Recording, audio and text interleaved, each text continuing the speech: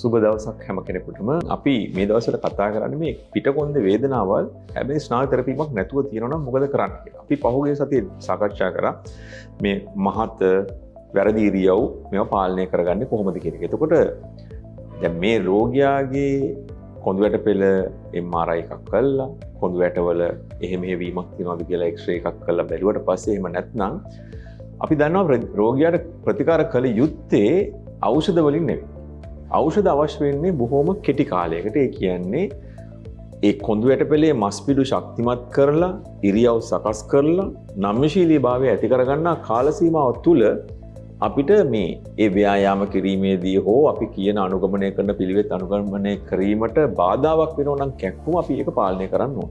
ඒතර මේ කැක්කුම කියන එක අපි දන්නවා භයානක කැක්කුමක් නම් අපි ස්නායු හරි පිළිකාවකින් වගේ දෙයකින් ඇවිල්ලා තියෙනවා අපි මේ වෙනකොට ඒකට ප්‍රතිකාර කරලා. දැන් එහෙම නැති වුනහම මේ කැක්කුම ගැන දුක් වෙමින්, ඒ ගැන පශ්චාත්තාප වෙමින්, ඒක ගැනම හිතමින් අන් සියලු කටයුතු නතර කිරීම තමයි මේ රෝග උත්සන්න වෙන්න හේතු වෙන්නේ. එතකොට අපි මූලිකව කරන දේ තමයි එක ඖෂධයක් හෝ දෙකක් දෙනවා කැක්කුම අඩුවේ.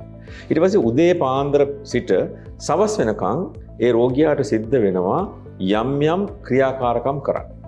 මස්පිඩු නම්‍යශීලීභාවය සඳහා කරන ව්‍යායාම කරන්න ඕන එක. දෙවෙනි කාරණය ඔබ ඔෆිස් එකක හරි එහෙම නැත්නම් කඩේක හරි වැඩ කරනවා නම් ඔබ වාඩි වෙන ඉරියව්ව, ඔබ හිට ගන්න ඉරියව්ව, ඔබ බඩු උස්සන ඉරියව්ව පිළිබඳ වෛද්‍යවරයාත් එක්ක සාකච්ඡා කරලා ඒවා අහගන්නට ඕන. ඊට පස්සේ මේ මස්පිඩු ඉරෙන්නේ, හන්දි ඩැමේජ් වෙන්නේ, නරක් වෙන්නේ ඒවා નિયમિત පරිදි නම්‍යශීලී නැත්නම්. ඒතර නම්‍යශීලී භාවය පවත්වා ගැනීම සඳහා අපි ව්‍යායාම ඉගෙන ගන්නට ඕන. මම කියනවා මේ අසාමාන්‍ය වෙච්ච අපහසුතාවයෙන් යුතුව මේ නම්‍යශීලී ව්‍යායාම කරන්න හොඳ නැහැ. ශරීරයට දරා ගන්න පුළුවන්.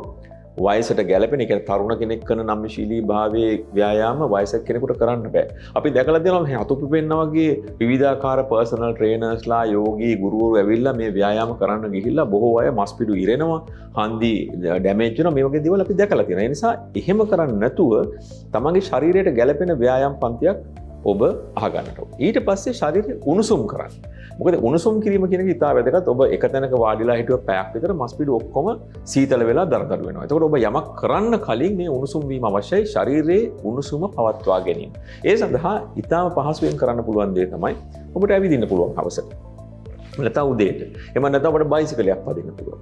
එහෙම නැත්නම් ඔබට එළියට පැහැලියට යන්න අපහසුතාවයක් තියෙනවා නම් ඔබට පුළුවන් එක්සර්සයිස් බයිසිකලයක් වගේ අරන් ඇවිදින්න. නමුත් අර සංකීර්ණ මැෂින් වලින් කරන ව්‍යායාම, බරයිසිලීම් වගේ බරපතල ව්‍යායාම කිරීම එතරම් සුව නොවෙන්නට පුළුවන්. ඒතර ඊට අමතරව ඔබ දන්නවා මේ අයිස් වලින් ඇඟ විඩාපත් වෙලාවට මස්පිඩු විවේකයට පත් කරනවා. අයිස් තියලා ටික වෙලාවක් හිටියා මේ මස්පිඩු විඩාව අඩු වෙනවා. ඒ වගේම තමයි මස්පිඩු හිර වෙලා තියෙන වෙලාවට රස්නෙන් තවන්නට ඕනේ. ඒතර මේ වගේ ක්‍රමවේදයන් කොයි විදිහටද භාවිතා කරන්න කියන එක ඔබේ වෛද්‍යවරයාත් එක්ක සාකච්ඡා කරගන්න.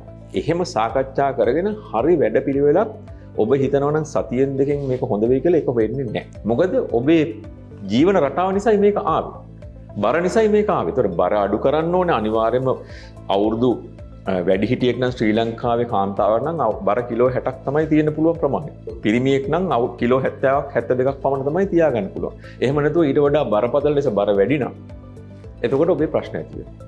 ඉතින් ඒ නිසා මෙන්න මේ කරුණු සියල්ල ගැන ඔබ අවධානය යොමු කළා ඒ කරුණු වලට අනුකූලව තමයි ඔබ කටයුතු කරන්නට වෙන්නේ. එතකොට මෙන්න මේ සම්බන්ධයෙන් අපි ඊළඟ වැඩසටහන් වලදී කතා කරමු. මෙහෙම කළත් හොඳ වෙන්නේ නැත්නම් ඔබට මොකක්ද කරන්න ඉතුරු වෙන්නේ අවසානයේදී මෙවැනි රෝග තත්ත්වයන් සඳහා කියලා.